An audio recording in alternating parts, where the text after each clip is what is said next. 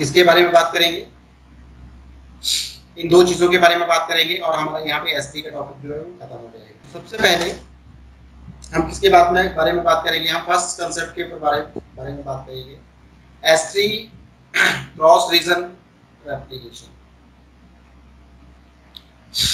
अब मान के चलिए आपके पास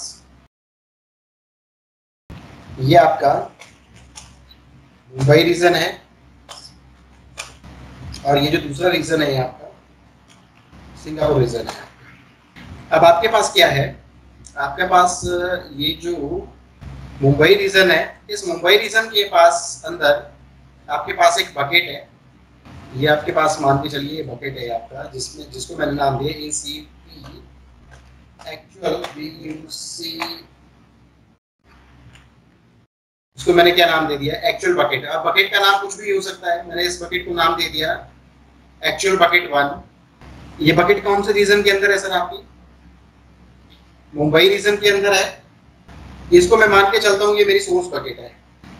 इस बकेट के अंदर मेरा कुछ डेटा है और मेरे पास सिंगापुर रीजन के अंदर भी क्या है? अपनी एक बकेट बनी हुई है मेरी। कहाँ पे? जो मेरा सिंगापुर रीजन है वहां पे भी मेरी एक क्या है? आपकी ये बकेट बनी हुई है।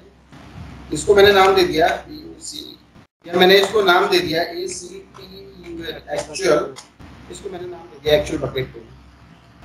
अब आप चाहते हो यार कि मेरा जो कहाँ पे डेटा है, जो मेरा डेटा मुंबई रीजन के अंदर जो आपकी एक्चुअल बकेट 1 है वहां से रेप्लिकेट होके कहाँ पे जाना चाहिए? मुंबई रीजन के अंदर जो आपकी एक्चुअल बकेट 2 है वहां पे क्या होना चाहिए? डेटा मेरा रेप्लिकेट होना चाहिए। यानी जो भी डेटा यहाँ पे आए वो ऑटोमेटिकली कहाँ पे चला जाए? आपका सिंगापुर रीजन के अंदर जो बकेट 2 बनी है वहां पे भी रेप्लिकेट है होता रहे। ये तो EFS वाला कांसेप्ट हो गया। नहीं, वो डेटा शेयर था, वो विदिन अ रीजन काम कर रहा था। विदाउट रीजन था वो, ये रीजन में चेंज होगा। हाँ, यहाँ से अब आप क्या कर रहे हो? अपने डेटा को रेप्लिकेट, जो भी डेटा आता जाएगा वो ऑटोमेटिकली कहाँ पे रेप्लिकेट? मेरी दूसरी बकेट में क्या होता रहेगा? रेप्लिकेट होता रहेगा। बट यहाँ पे एक और कंसेप्ट है, यहाँ पे ये जो रेप्लिकेशन होगी ना, ये ओनली वन वे रेप्लिकेशन होगी। ये रेप्लिकेशन 2 वे नहीं होने वाली है। ओनली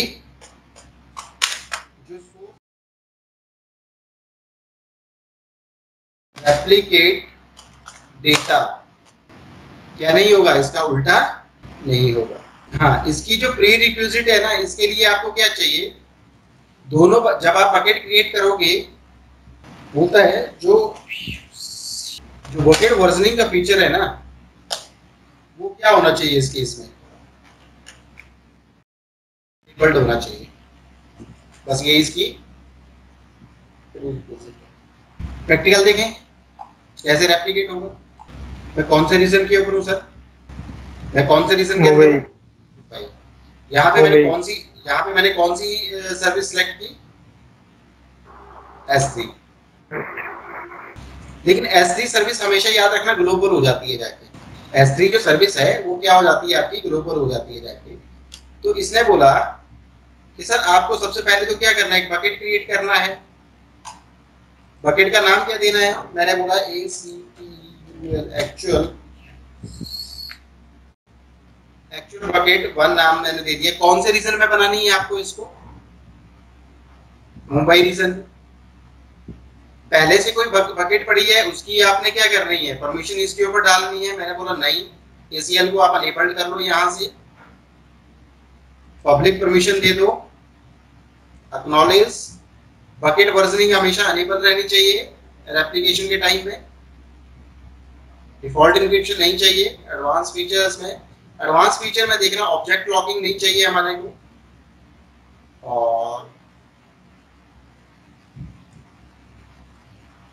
और इसके अलावा हाँ ठीक है। तो इन्हीं फीचर्स के साथ आपने क्या कर लिया सर? अपना बकेट जो है वो क्रिएट कर लिया। एक बकेट आपका कहाँ पे क्रिएट हो गया?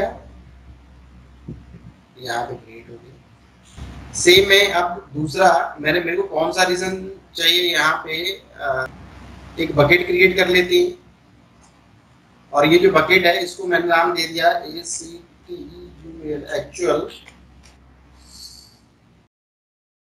एक्चुअल बकेट 2 नाम मैंने इसको दे दिया। और इसको मैंने कौन से रीजन में डाला, मैंने बोला यार इसको एक काम करते हैं, ये मैंने इसको सिंगापुर रीजन में डाल दिया। कौन से रीजन में चल रही है, सिंगापुर रीजन में चल रही है।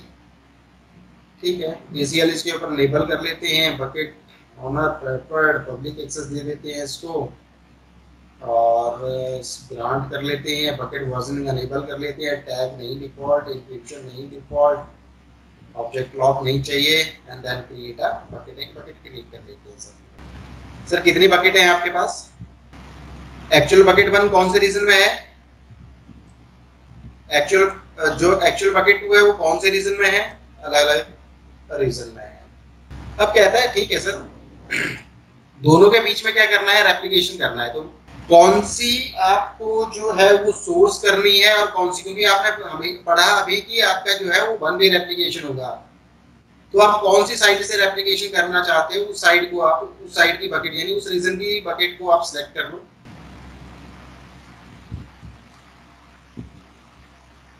मैनेजमेंट के ऊपर चले जाओ।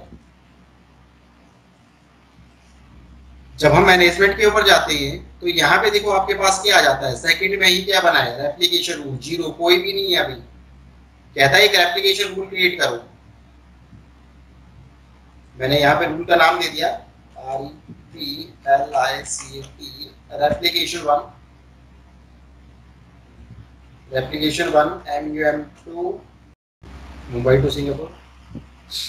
स्टेटस क्या रखना है इसका, स्टेटस इसका अनेबल्ड ही रखना है। Choose whether the rule will be enabled और डिसेबल्ड व्हेन क्रिएटेड। मैंने बोला रूल को, स्टेटस को अनेबल्ड रखो, प्रायोरिटी। अच्छा, सोर्स बकेट कौन सी है, कहता है सोर्स बकेट तो आपकी यही है ना, फिर आपकी कौन सी जो मुंबई रीजन में है आपकी सोर्स बकेट कौन सी हुई आपकी? Actual bucket. सोर्स रीजन क्या है जहां पे, क्योंकि आपने इसी बकेट को सिलेक्ट करके इसी की मैनेजमेंट के ऊपर जा रहे हो। यहाँ पे इस ऑप्शन को ध्यान से पढ़ना, बोलता है चूज अ रूल स्कोप,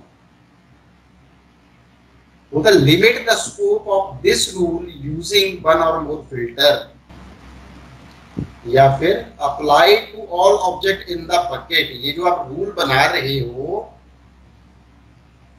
इस रूल के थ्रू आप फिल्टर कर सकते हो कि जो रेप्लिकेशन होगी यहाँ पे, यहां से जो आपका ये डेटा यहां के लिए रेप्लिकेट होगा।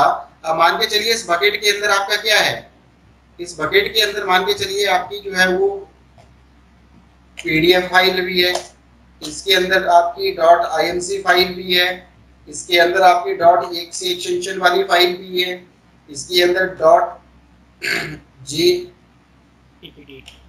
JPC नाम की एक्सटेंशन की फाइल भी है। आप फिल्टर कर सकते हो कि ओनली जो PDF एक्सटेंशन वाली फाइल है क्या वही रेप्लिकेट होनी चाहिए, क्या .imc फाइल ही रेप्लिकेट होनी चाहिए, या फिर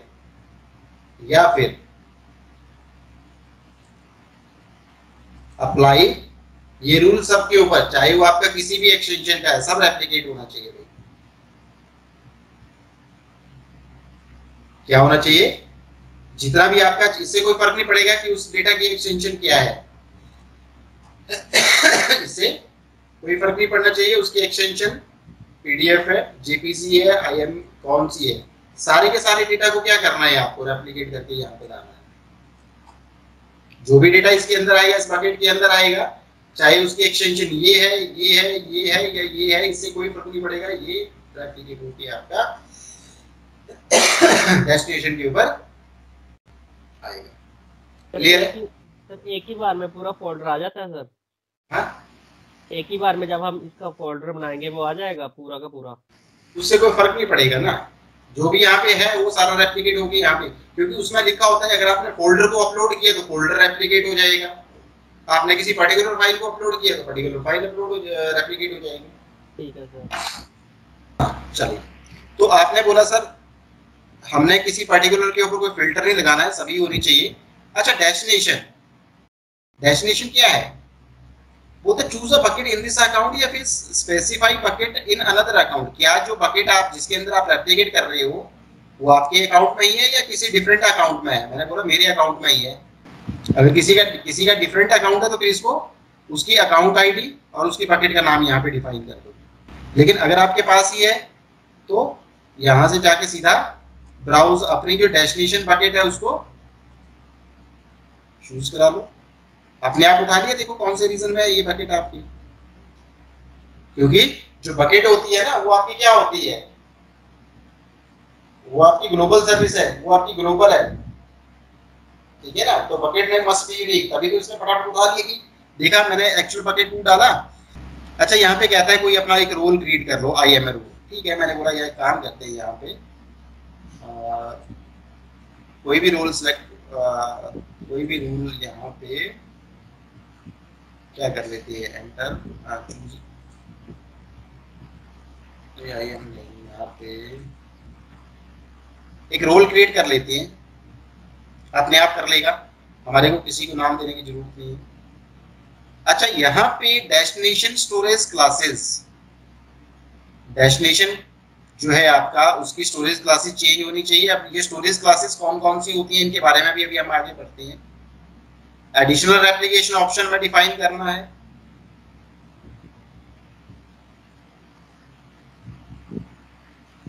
रेप्लिकेशन टाइम कंट्रोल पॉलिसी कोई लगानी है, रेप्लिकेशन मैट्रिक या नोटिफिकेशन कोई लगानी है, डिलीट मार्कर रेप्लिकेशन या रेप्लिकेशन। आप एक काम करो, यहाँ पे हमने कोई भी सिलेक्ट नहीं करना है, आप डायरेक्ट इसको क्या कर दो, यहाँ पे जाके सेव कर दो।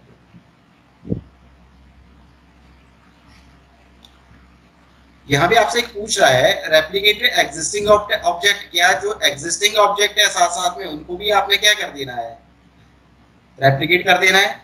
मैंने बोला यस, जो भी है उसको सबमिट कर दो। जॉब सेटिंग में आपने कुछ नहीं करना है, इसको आपने कैंसिल करना है यहाँ से, और आपके पास यहाँ पे एक रूल क्या हो जाएगा, डायरेक्ट क्रिएट हो जाएगा। इसको यहाँ से जाके एक बार रिफ्रेश मार लो अपने रूल को, इस रूल को यहाँ से जाके एक बार एक्शन के ऊपर जाके क्या कर लो, अनेबल ऑल, ठीक है, अनेबल कर लिया, ठीक है। चलिए अब जरा इसको क्या करते हैं, रेप्लिकेट करा के देखते हैं भाई एक रीजन, एक बकेट में जो डेटा डाल रहे हैं क्या वो दूसरी बकेट में जा रहा है या नहीं जा रहा है। मैं कहाँ पे हूँ, मैंने कौन सी बकेट को सिलेक्ट किया, सोर्स बकेट को सिलेक्ट किया, वहां पे जाके मैंने अपलोड, ऐड अ फाइल, मैंने किसी भी फाइल को सिलेक्ट किया, परमिशन ऑल, स्टोरेज क्लासेस देखना जरा, स्टोरेज क्लासेस कौन कौन सी होती हैं, स्टैंडर्ड, इंटेलिजेंट टियरिंग, स्टैंडर्ड आईए, वन जोन, ग्लेशियर या फिर डीप आर्काइव या फिर रिड्यूस रिडंडेंसी।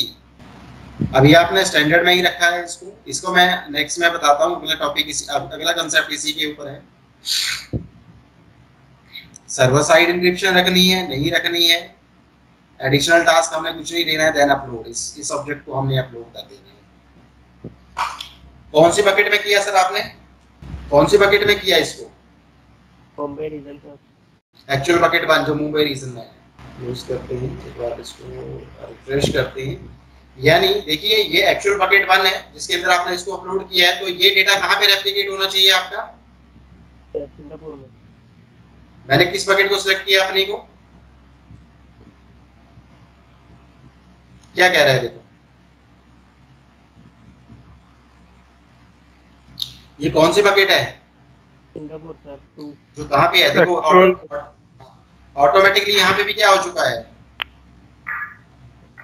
अपलोड। लेकिन अगर आप यहाँ से एक चीज यहाँ पे देखते हो कि अब यहाँ पे कोई अपलोड करते हो, कोई ऑब्जेक्ट यहाँ पे क्या कर रहे हो, आप अपलोड कर रहे हो, मान के चलिए आपने अज़्योर, यही आपने इसको क्या कर दिया, अपलोड करा दिया, सही होगा परमिशन, हाँ चेक कर लेते हैं एक बार क्या ऐसा होता है, ग्रांट पब्लिक एक्सेस दे दिया, आई एक्सेप्ट कर दिया, एंड देन इस ऑब्जेक्ट को आपने यहाँ पे तो अपलोड कर दिया, अपलोड हो गया सर ये ना, ठीक है। इसको क्लोज करते हैं। यहाँ पे आपके पास दो चीजें हैं, ये दो आ गया आपका, ये है ना, ये Azure PNC आ गया आपका। इसको आपने रिफ्रेश भी मार दिया, लेकिन क्या ये आपका एक्चुअल बकेट 1 के अंदर जाएगा?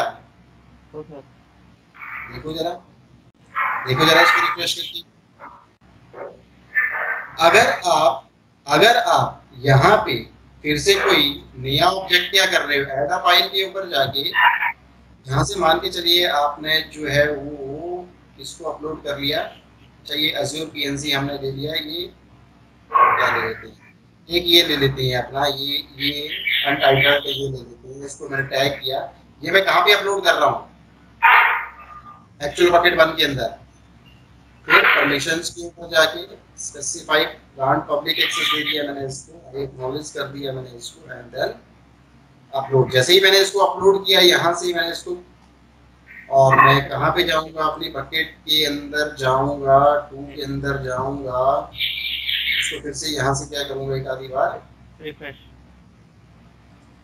रिफ्रेश करूँगा। लोडिंग ऑब्जेक्ट मतलब कुछ टाइम ले लेगा आप रेप्लिकेट होने में। ऐसा नहीं है कि एक टाइम में फटाफट ही रेप्लिकेट हो जाता है, कुछ टाइम ले लेता है आपका रेप्लिकेट होने में।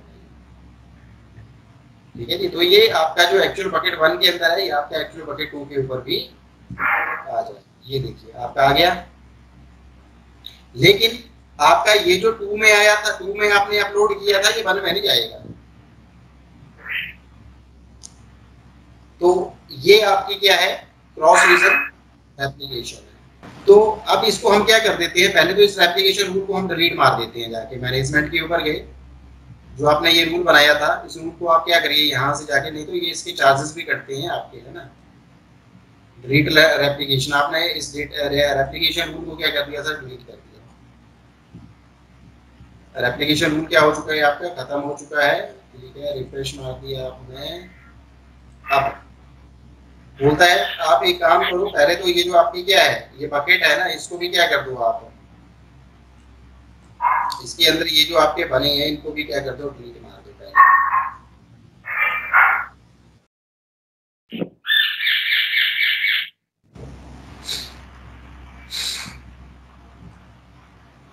और उसके बाद इस बकेट को भी पकड़ के आप क्या कर दो, डिलीट कर दो।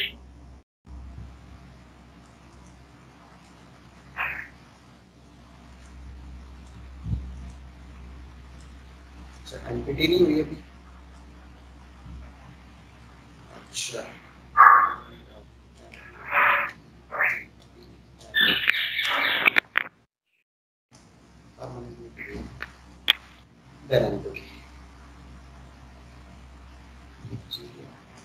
अब इस बकेट को यहाँ से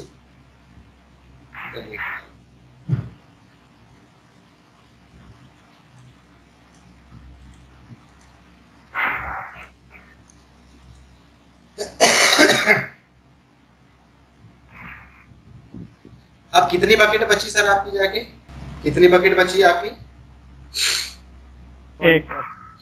जो कौन से रीजन में है, मुंबई। अच्छा, आपने बड़े ध्यान से देखना कि सर जब आप कहाँ पे जाते हो, अपनी एक्चुअल बकेट को आपने इसको क्या किया, ओपन किया, बकेट आपकी ओपन हुई, और आप यहाँ पे जब जाते हो, कहाँ पे, अपलोड के ऊपर जब जाते हो, तो ऐड अ फाइल के ऊपर जब गए, आपने किसी भी फाइल को यहाँ पे अपलोड कर लिया। मान के चलिए मेरे पास ये जो कौन सी फाइल है, ये आपकी untitled.png नाम की फाइल है। जब आप इसको सिलेक्ट करोगे, सिलेक्ट करने के बाद परमिशंस के ऊपर जाओगे, आपने इसको क्या दिया, ग्रांट पब्लिक एक्सेस दे दिया, एक्नॉलेज कर दिया। अच्छा, ये उसके बाद जो स्टोरेज के अंदर जाते हो ना, तो ये आपका क्या कहता है, specify storage classes, encrypt settings, tags and वो। अच्छा, ये क्या चीज है आपकी यार, ये स्टोरेज क्लासेस क्या चीज है यार?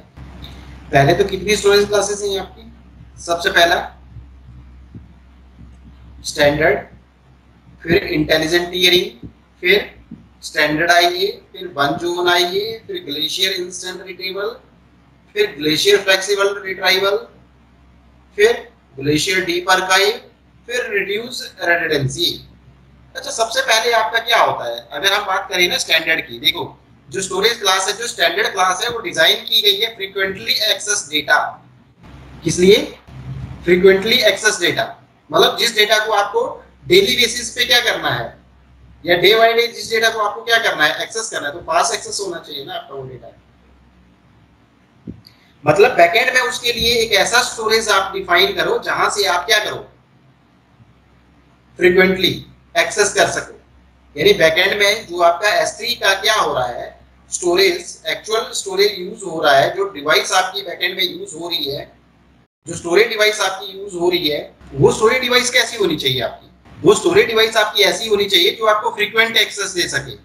फ्रीक्वेंट एक्सेस से मतलब क्या है, जिस स्टोरेज डिवाइस की जो आपकी क्या है, आईओप्स, इनपुट आउटपुट पर सेकंड, और जो डेटा थ्रूपुट है वो क्या होनी चाहिए, बहुत फास्ट, क्योंकि उसको आप डेली बेसिस के ऊपर एक्सेस करते हो। और ऐसा डेटा जिसको डेली बेसिस पे एक्सेस किया जाता है वो हमेशा कहां पे जाता है, आपका स्टैंडर्ड में जाता है, more than once a month with millisecond access, जिसको आप मंथ के अंदर क्या करते हो, कई बार एक्सेस करते हो, यानी डेली बेसिस के ऊपर जिसको आप क्या करते हो, एक्सेस करते हो। तो ऐसा डेटा कहां पे होना चाहिए आपका, फ्रीक्वेंट एक्सेस, यानी आपका स्टैंडर्ड। या फिर एक चीज ऐसा भी मान के चलिए कि जब आप क्या करते हो, एक स्टोरेज S3 बकेट क्रिएट करते हो, और उसके अंदर अभी जो आपने कोई भी ऑब्जेक्ट अपलोड किया, वो ऑब्जेक्ट आपका कहां पे जा रहा है, आपका स्टैंडर्ड में जा रहा है, आपको बाय डिफॉल्ट तो स्टैंडर्ड में ही जा रहा है। लिखा भी है मोर देन एबिलिटी जोन, कितने जोन में जाएगा आपका, फिर ये कितने जोन में जाना चाहिए आपका, बोलता है मिनिमम 3 जोन में तो जाएगा ही जाएगा, मिनिमम आप 3 जोन में तो डिफाइन कर ही सकते हो इस डेटा को। और यहाँ पे मिनिमम स्टोरेज ड्यूरेशन, जो स्टैंडर्ड आईए है उसमें कितना मिनिमम स्टोर रहना चाहिए, तो स्टार्टिंग से जब डालोगे तब तो वहीं पे रहेगा आपका बिलेबल ऑब्जेक्ट, उसके हिसाब से। अच्छा, उसकी फिर क्या है आपकी, जब उसको आप रीड राइट करोगे तो उसकी स्टोरेज कैपेसिटी बता रहा है भाई कितने कितने की आपकी क्या पड़ेगी, पर object fee apply for object, किसके हिसाब से, 128 KB के हिसाब से, पर जीबी फी अप्लाई, पर जीबी। तो जब आप क्या करते हो, जो डेटा आप फ्रीक्वेंट एक्सेस में रखना चाहते हो वो कहां पे जाना चाहिए आपका, वो आपका स्टैंडर्ड में जाना चाहिए। फिर इंटेलिजेंट और स्टैंडर्ड आईए क्या है आपका, data with changing or unknown access pattern, infrequently access data once a month with millisecond access। तो कहां पे रहना चाहिए, मैंने बोला वो स्टैंडर्ड आईए में चला जाए। ये कहां पे जाना चाहिए, स्टैंडर्ड के बाद कहां पे जाना चाहिए आपका डेटा, स्टैंडर्ड आईए में जाना चाहिए, जिसको आप यहाँ पे तो बोलते हैं मंथ में एक बार कहिए, एक नंबर ऑफ टाइम आप एक्सेस कर सकते हो, करते हो, तो वो डेटा कहां पे रहना चाहिए आपका, स्टैंडर्ड में। लेकिन जिसको आप मंथ में आप एक बार एक्सेस कर रहे हो, आफ्टर 30 डेज कहां पे चला जाना चाहिए आपका, इसमें चला जाना चाहिए। लेकिन इंटेलिजेंट टियरिंग एक ऐसी टियरिंग है, कहता है जिस डेटा को अगर आपने 2 और 3 मंथ के बीच में एक बार एक्सेस कर लिया तो वो ऑटोमेटिकली कहां पे आ जाएगा आपका, फिर से स्टैंडर्ड में आ जाएगा। वन जोन आइए, recreatable infrequently accessed data once a month, stored a single access availability zone with millisecond access। Glacier में लॉन्ग लाइव आर्काइव डेटा, मतलब जैसे बैकअप वगैरह पड़े होते हैं, आप चाहते हो आपके पास एक मूवी की कलेक्शन है बट आप उसको भी डिलीट नहीं करना चाहते, तो आप उसको कहां पे डाल दो, ग्लेशियर में डाल दो। तो आप यहाँ पे भी टाइम पीरियड डिफाइन कर सकते हो इसका।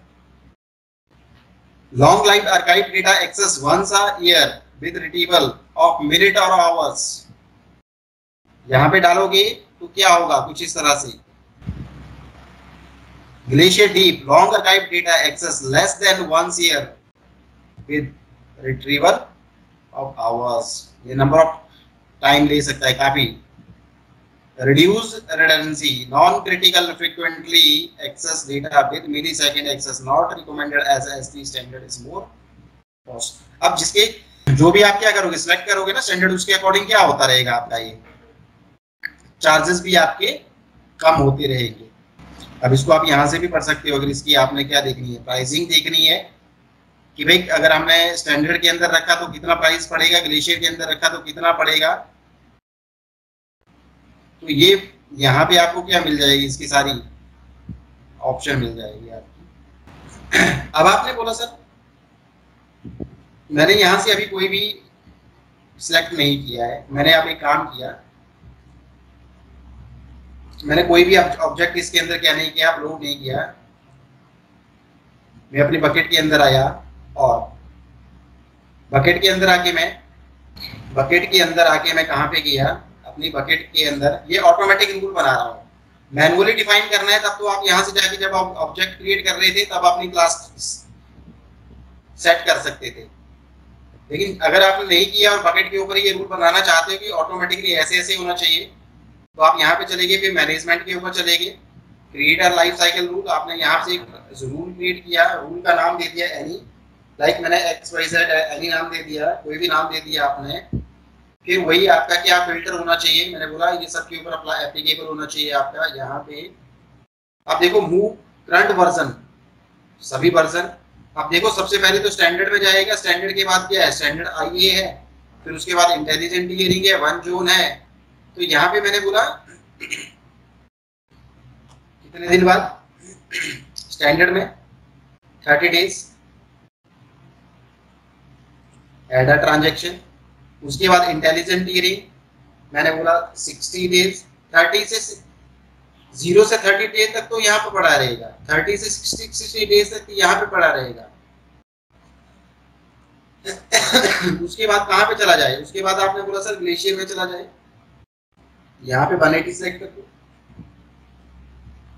ठीक है, तो देखिए ऐसे ऐसे रूल आपका क्या होता जाएगा, करंट वर्जन यहाँ पे रहेगा, उसके बाद आपका कहाँ पे चला जाएगा, इसके बाद यहाँ पे चला जाएगा, उसके बाद स्टैंडर्ड टियरिंग में, उसके बाद आपका कहाँ पे चला जाएगा, देन क्रिएट अ रूल, एक रूल क्रिएट कर दो यहाँ पे। तो अब ये जो भी आप इस बकेट के अंदर कोई भी डेटा फॉलो करोगे ना, ये इसी लाइफ साइकिल रूल को फॉलो करेगा।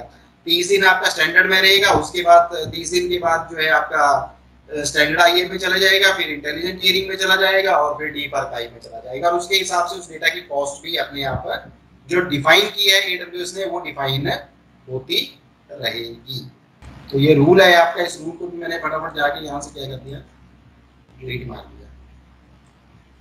और ये जो मेरा बकेट है, बकेट कहाँ पे है, ये जो मेरा बकेट है, इस बकेट को भी मैंने जाके पहले बोलेगा एम्प्टी करो बकेट को,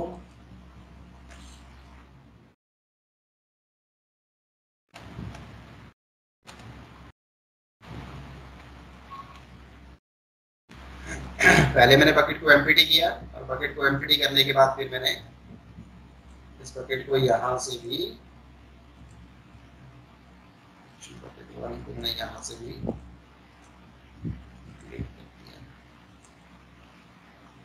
तो अब यहाँ तक बताइए कि क्या चीज समझ नहीं आई,